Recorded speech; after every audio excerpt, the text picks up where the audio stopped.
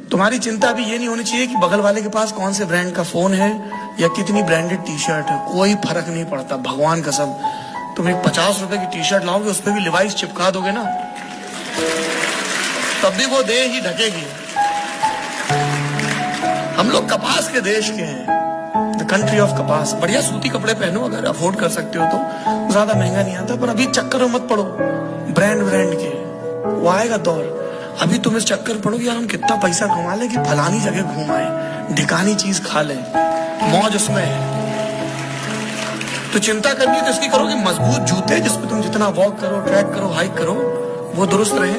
Basic सा internet, बाकी तुम लोग वाईफाई फ्री के खोज ही लेते हो, है ना।